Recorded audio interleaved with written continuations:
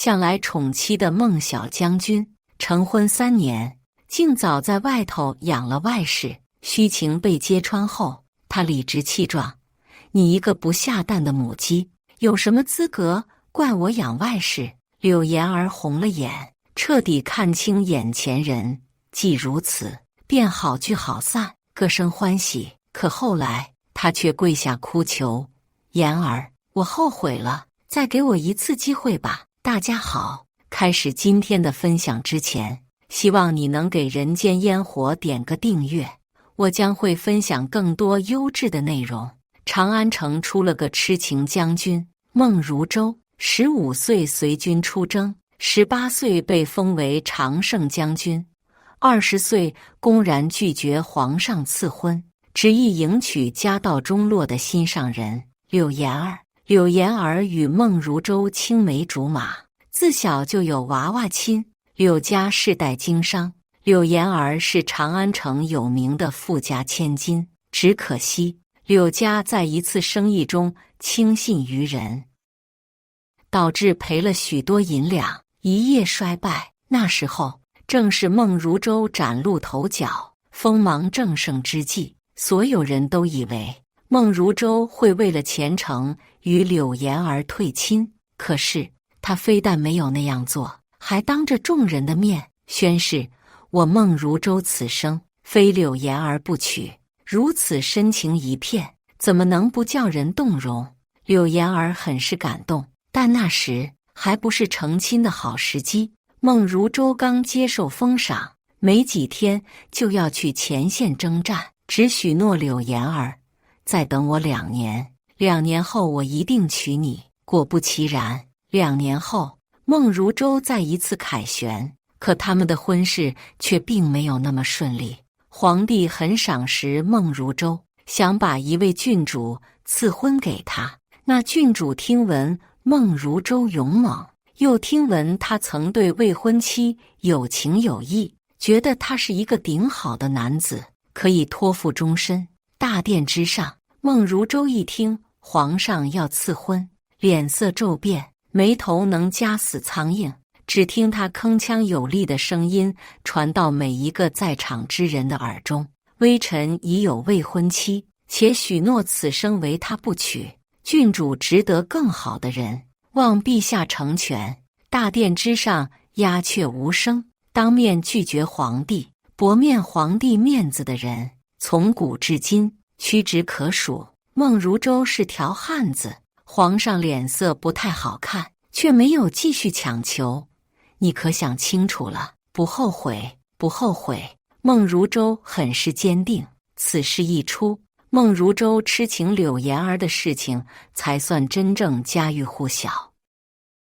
无数人都在羡慕柳言儿能得到孟如舟的一片真心，柳言儿自己也是这样想的。于是，在孟如舟带着媒婆上门来跟他提亲时，他想也没想就答应了。婚期很快定下，有情人终成眷属。成亲那天，长安街上飘了一路的红色花瓣，只因柳言儿一句喜爱红色玫瑰，一切都是别人艳羡的模样。哪怕婚后，孟如舟也待柳言儿极好，公务再忙，也会抽空陪他踏青赏花，带他骑马射箭，日子也就这样过了下去。一晃3年。在外人眼里，他们还是如新婚那般如胶似漆，恩爱有加。唯一的遗憾可能就是柳言儿嫁给孟如舟这么久，那肚子迟迟没有动静。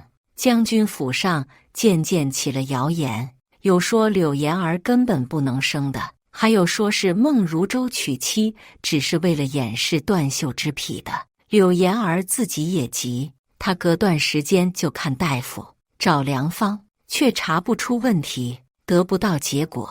而他也知道孟如舟那方面没有问题，所谓断袖之癖实属瞎话。可到底为什么怀不上呢？这日，柳言儿思忖许久，决定出府一趟。听闻郊外的弘福寺很是灵验，他想去试一试。去之前，他要去向婆母请示，而这一去竟让他撞破了惊天大秘密。孟母喜静，院子里面没有多余的下人候着，柳言儿如寻常请安那样，直奔他的卧房。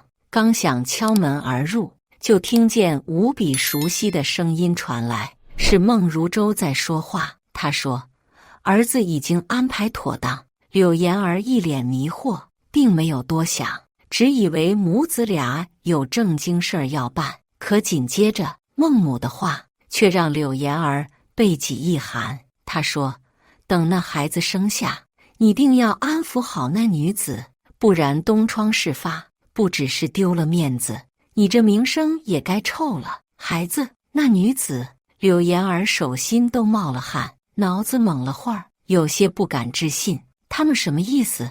孟如舟在外面养了女人，那女人还怀了他的孩子。里面的声音持续传入柳言儿耳朵里。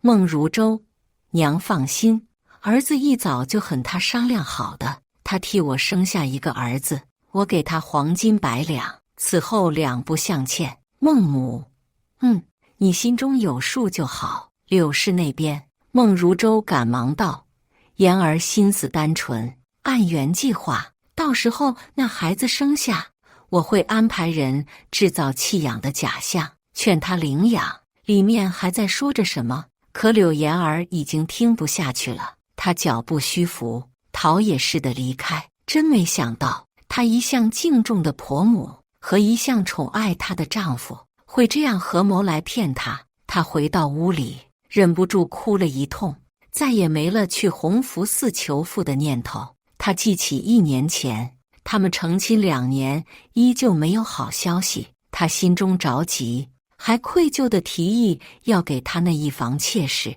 她当时就生气了，还说：“你就这么糟践我对你的情谊？我不在乎别人怎么议论，除了你生的孩子之外，我不会让任何女人生下我的骨肉。”可如今才刚刚过去1年，在他为了孩子做各种努力的时候，他却背着他在外偷偷养了外室，那外室还有了他的孩子。往日誓言仿佛成了一场笑话，柳言儿觉得恶心透了。孟如舟来找柳言儿时，柳言儿刚止住眼泪，眼睛还红得可怕。这是怎么了？是身子不舒服吗？他瞧见柳言儿虚弱憔悴的模样，脸上满是焦急，几个大步就到了柳言儿身边。柳言儿不动声色地躲开他的碰触，声音很沙哑：“无事，就是想到成婚3年还怀不上你的孩子，突然伤感罢了。我不是说过了，顺其自然吗？你何须给自己这么大压力？”孟如舟的神态没有一丝破绽，仍然还是那个宠妻无度的体贴夫君，但这落在现在的柳言儿这里是那么虚情假意。原来孟如舟这么能装，他从前就是被他这副样子给哄骗了，如今还不是撕破脸的时候。柳言儿勉强一笑，故意道：“怎么能不想呢？孟家一脉单传，我若让孟家绝了嗣，岂不成了罪人？”他眼底终于闪过了一丝不自在，却很快恢复，知道我们还年轻，凡事都讲究姻缘，许是我们的子孙缘还没到，是吗？我陷入了沉思。他没留多久，没一会儿就以还有公务未处理为由走了。他转身离开那一刻，柳言儿正盯着梳妆台上的铜镜发愣，正好捕捉到他离开时的一半侧颜，那神情是不耐，是厌烦。他心跳都漏了一拍，原来那个爱他的孟如舟是戴上面具的孟如舟啊，还是说他也曾真心待他，只是不知何时起他变心了。他想，他愿意接受后面的一种可能，不然他为何执意娶她呢？想着想着，眼泪又很没出息地落了下来。之后的一段时间里，柳言儿都会悄悄留意孟如舟的行踪，坚持了1个半月，终于让他找到了那个外室的住所，就在将军府后面的那条巷子里。院子不大，可什么物件都很齐全，连伺候的丫鬟都有4、5个。柳岩儿去到时，那外室正在院子里晒太阳，一个丫鬟端着水果喂食，另一个丫鬟在一旁扇扇子。她瞧见柳岩儿突然出现，瞬间白了脸，慌张起身要往屋里躲，显然已经来不及了，事都做了，何须怕我？柳岩儿亲眼见了那人的肚子，又摸了摸自己的肚子，心中难免复杂，只不过执念倒也没那么深了。你叫春桃。柳岩儿一步一步走近他，他满脸惊恐，似乎下一刻柳岩儿就能吃了他一样。我怀的是孟将军的孩子，是孟将军让我怀上的，你不能害我。他大抵是被吓傻了，把心中恐惧说了出来。柳岩儿愣了愣，有些好笑。我若想害你，何须亲自来？柳岩儿调查过了，这外室叫春桃，是穷苦人家出身，1年前卖身救母，这才与孟如舟有了交集。他说，等生下孩子，我会从你眼前消失的，再也不来长安。柳岩儿目光落在他的肚子上，似笑非笑。你不用消失，我可以帮你留在将军府，亲自照顾自己的孩子长大。穷苦人家的女子想不了那么多，听了能留下来照顾自己的孩子，他又开心又疑虑。真的，你能接受我？柳岩儿把玩手中玉佩，点头。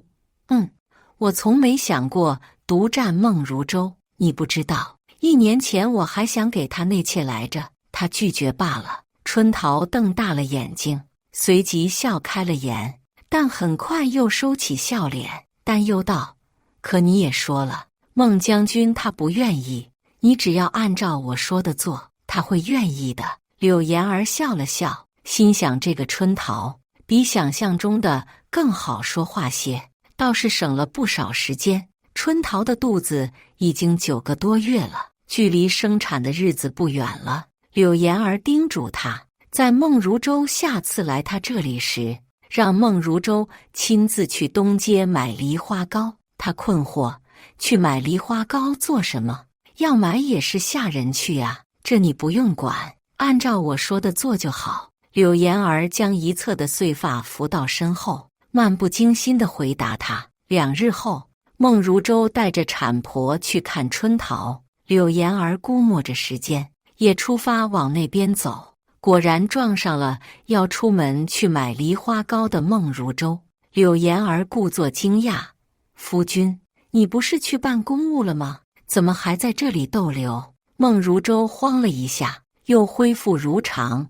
方才遇了点事，耽搁了一会儿，这就去。你出门干什么？柳岩儿不再追问他，叹了口气道：突然想吃东街的梨花糕了，想去买些来。他的眉头肉眼可见地皱了起来，劝道：让下人去买就好，何须你亲自去？想出门走走吗？柳岩儿撒起了娇，孟如舟也不好再说自己帮他买的话，试探道：正好今日的案子在那边，我顺道陪你去吧。真要巧啊，那多谢夫君了。柳岩儿看上去开心极了，可内心却在对着孟如舟扎小人。他倒要看看他还要怎么装下去。买完梨花糕，柳岩儿故作讶异：夫君也想吃吗？怎么买2份？他从容不迫地撒着慌：我还吃不得了，许久没吃了，正好来了，也尝一尝。说完，他招呼我身边的丫鬟：街上乱，快带夫人回府吧。柳岩儿撅起嘴，抓着他的袖子道：不嘛，许久没见过夫君办差的样子了，我想留下来陪夫君。胡闹，快回去。孟如舟严肃了起来，柳岩儿适可而止，假装依依不舍地离开。到了拐角处，悄悄跟着孟如舟往回走。丫鬟，夫人，您这是？柳岩儿上次去见春桃没带人，现在这一出需要见证人，所以把人带着。他敷衍道：他不让我去，我偏要去。到了后面，丫鬟觉得不对劲起来，这怎么是往回走的方向啊？将军不是要办差吗？柳岩儿心知肚明，可面上却还要装作什么也不知道。对呀，跟过去看看他干什么骗我。亲眼见到孟如舟进了春桃的院子，他拉着丫鬟猛敲他们的大门。孟如舟想不到是柳岩儿，不耐烦地开门。何人？开门后立马僵住，慌乱地要拉他离开。柳岩儿不依：你来这里做什么？有什么是我不能知道的？他还在掩饰，是公务机密，我不信。你让我进去。趁他不注意，柳岩儿冲了进去，与听到动静出来看热闹的春桃四目相对。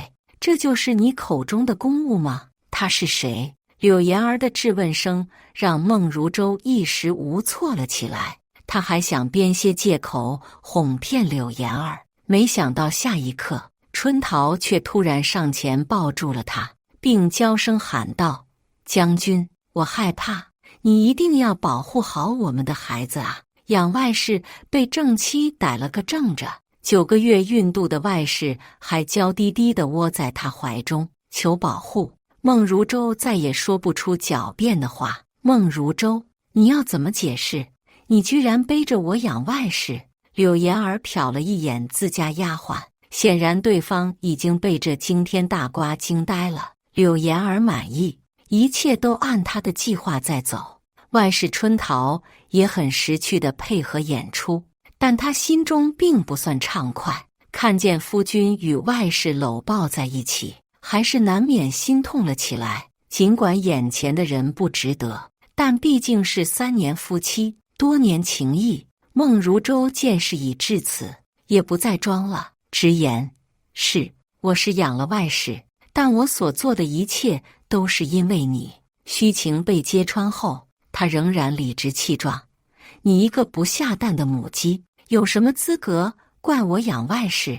柳岩儿红了眼，像是才认识眼前人一般。真没想到，他竟连不下蛋的母鸡这种伤人的话都说得出口。既如此，便好聚好散，各生欢喜。柳岩儿哭了起来，深吸一口气，提着裙摆往外跑。孟如舟一愣，心中顿时难受了起来，还有点隐隐的慌张，像是有什么东西正在失去。他推开春桃，正想去追柳岩儿，却没控制好力道，让春桃摔在了地上。好疼，我的肚子！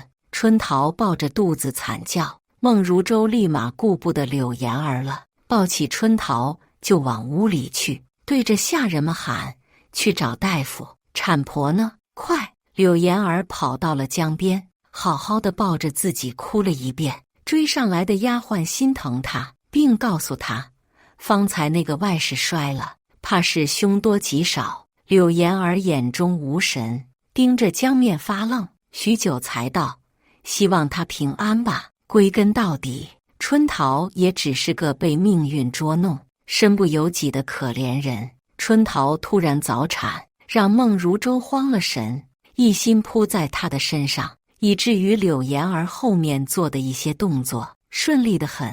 他散布了不少消息，很快，痴情将军孟如舟疑似在外养了外室，还有私生子的消息就传遍了大街小巷。正好那天有人看到他在江边哭，也就更加证实了这一件事。而将军府上下的丫鬟小厮纷纷逮住那天跟柳岩儿出门的丫鬟，刨根问底。最终，孟如舟养外室的事情得到实锤。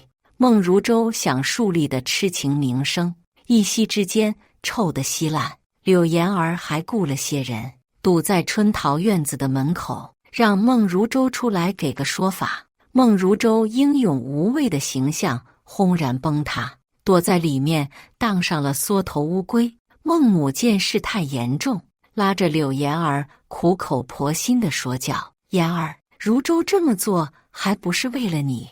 你生不出孩子，外面的人都骂你，说是你克了孟家，要让孟家断子绝孙。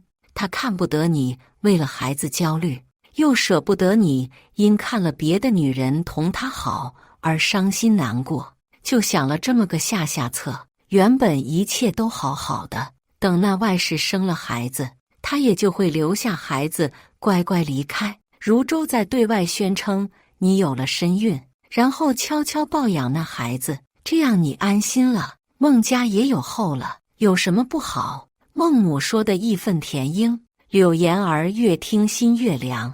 什么为了他好，都不过是为了他孟如舟罢了。我根本不在意他那妾。柳言儿一句话让孟母噤了声。柳言儿不在意孟如舟那妾，但他在意孟如舟的虚伪和欺骗，更在意他打着为他好的幌子，做尽利己之事。孟母，他在你们柳家最落魄的时候，坚定地选择你，你就不能懂点感恩之心吗？柳言儿无奈一笑，那柳家当年对孟家的帮扶呢？是不是也该谈一谈？当年柳家富甲一方，孟家只是个小猎户，但柳府和孟父是发小，两家来往密切。后来孟府因病去世，留下年幼的孟如舟和柔弱的孟母，是柳家收留了他们。孟如舟在柳家长大，这才与柳言儿有了更深的情谊。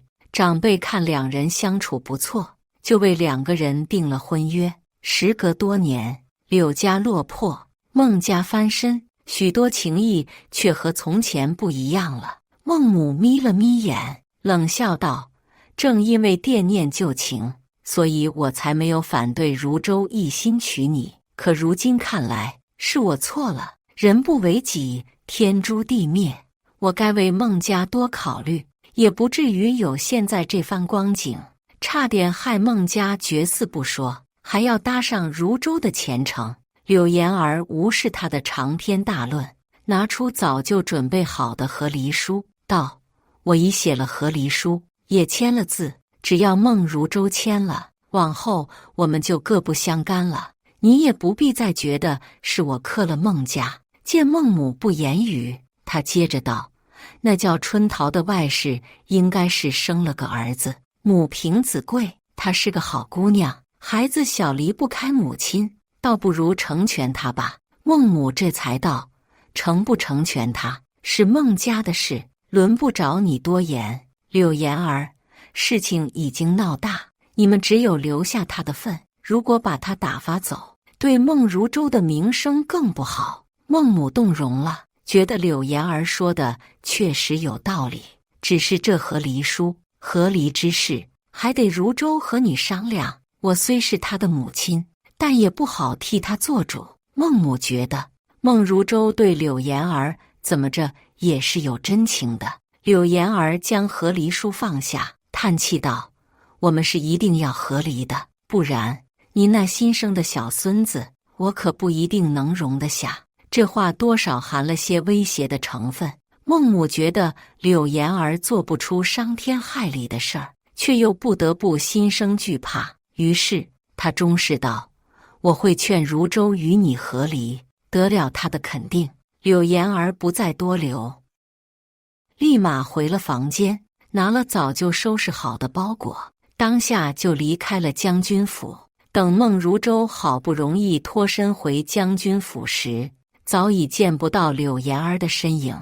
孟母把和离书给他，他不可置信：“娘，你把言儿赶走了？你不是说只要我给你个孙子，你就不赶他走吗？”孟母顿时像被戳了几两骨，没好气地道：“赶什么赶？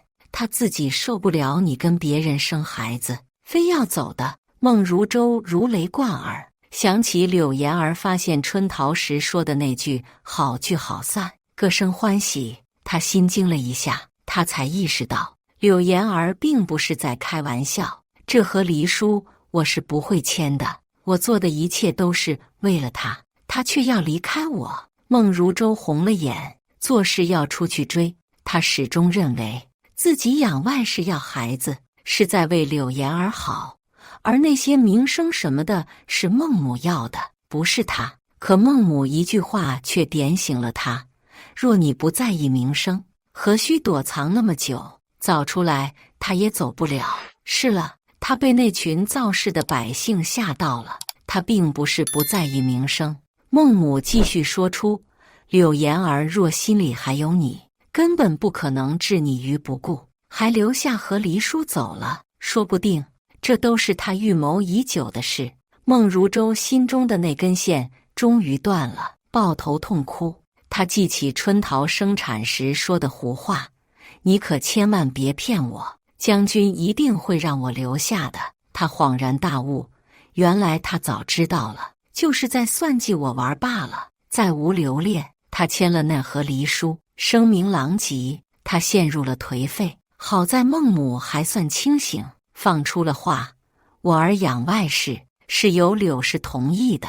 大家也知道，柳氏嫁入孟家3年都没有生下一儿半女。